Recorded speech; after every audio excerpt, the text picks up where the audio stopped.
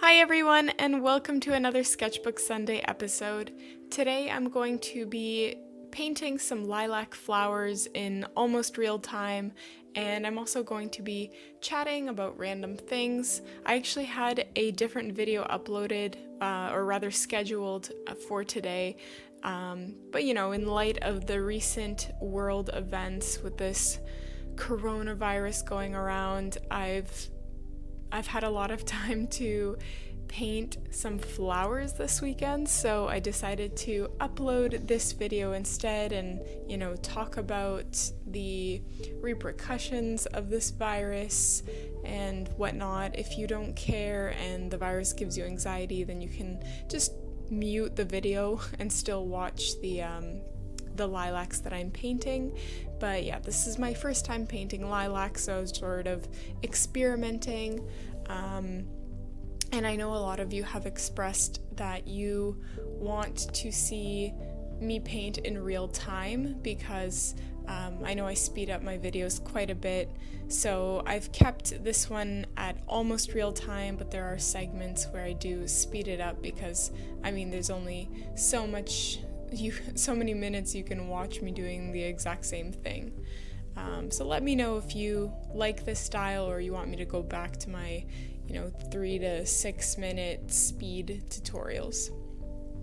So yeah, anyways, have you guys been to the grocery store in the last day or two? Because the toilet paper is one thing, the frozen food is another. I totally get people panicking and buying food, but I still really do not understand the toilet paper. If there was some sort of apocalyptic event, toilet paper would be the last thing that I would be thinking about. You can use so many things in place of toilet paper. You can use old rags or paper towel or clothes. You can wash yourself with water. It's leaves as a last resort. So I just do not get the toilet paper thing, and it's really frustrating because sane, no offense, but sane people who just purchase their toilet paper when they only have a few rolls left, they don't have any toilet paper that they can buy. And we're not in an apocalyptic event, so why should they be forced to use clothes and paper towels or rags or something? If everyone just purchased things as normal, everything would be fine. If someone wants to explain the toilet paper thing to me in the comments, please do, because that is just perplexing me, I swear. And yeah, yesterday we went to the grocery store just because, we were running out of food, as we do every single week. And luckily, there was still enough produce to buy, so that wasn't an issue, but there was absolutely no frozen vegetables left in the freezers in the grocery store. And this was a pretty massive store, so it was like a half of an aisle that was just completely empty. And so I was like, well, I guess I won't be eating my frozen kale.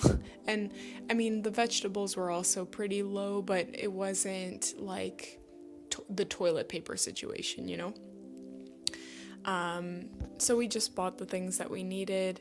And I suppose that the reason these things happen, like these shortages of toilet paper, is because of social media. It's a very risky game that media is playing with humanity right now, because they are showing these videos of people going crazy and buying out all this toilet paper because that is what generates clicks and views and stuff like that. But I don't know, they're just like not realizing the repercussions of releasing that sort of content. It just creates this paranoia and insanity. Even people that don't need toilet paper, they see other people panicking and buying toilet paper, and they think that they need to buy toilet paper because everyone else is. And I mean, I'm not immune to that. I work at a health food store, and everyone was buying all of the elderberry syrup. And even though I'm always stocked up on immune boosting supplements like oil of oregano and echinacea and silver water and all that sort of stuff, I was like, okay, everyone's buying out the elderberry syrup, so I guess I should have a bottle too. And so I bought a bottle of the elderberry syrup. But I guess all I'm trying to say is that the media is just playing a really dangerous game by releasing these videos of people going crazy over buying toilet paper or whatever it is, because it generates paranoia and just insanity among people. So I don't know, what do you guys think about that whole issue? I know where I live in Canada, at least, they have closed the schools for 3 weeks. Technically 2 weeks, because this upcoming week is March break, so they have the week off anyways, but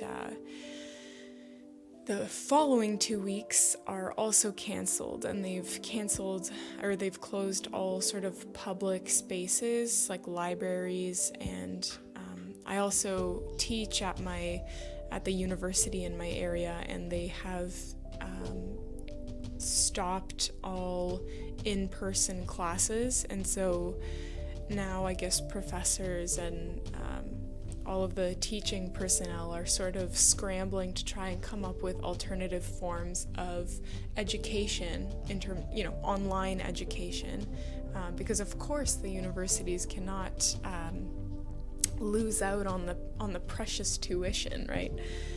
So even I'm waiting to hear back in terms of how we're going to proceed with the semester, because there are 3 weeks left, I think, and then exams too. Like, I'm very interested to see how the whole exam thing is going to play out, because typically you need to be there in person to write an exam, whereas now, like, how can they possibly stop a class that has 1,000 students in it from cheating if they're doing an online exam, like especially those context credits, or the credits that students have to take, like psychology or biology.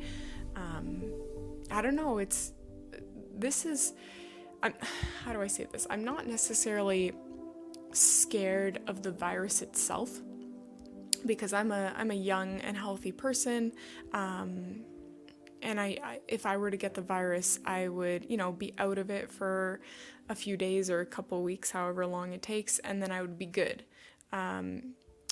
My fear is mostly the societal repercussions and sort of what the paranoia will turn people into. And we can already see it in things like the toilet paper, or just clearing off food off the shelves. Like, I don't know. It's kind of a scary situation to be a part of. The most recent thing that I remember that was even remotely close to this was maybe SARS, I don't know, but I was really young then, so I don't remember too much happening. I just remember we couldn't shake people's hands in church. But yeah, I don't know.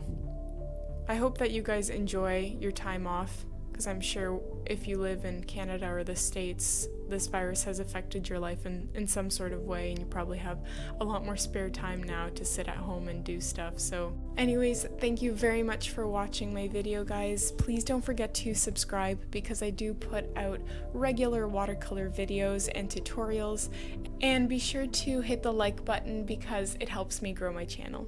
Thanks, guys.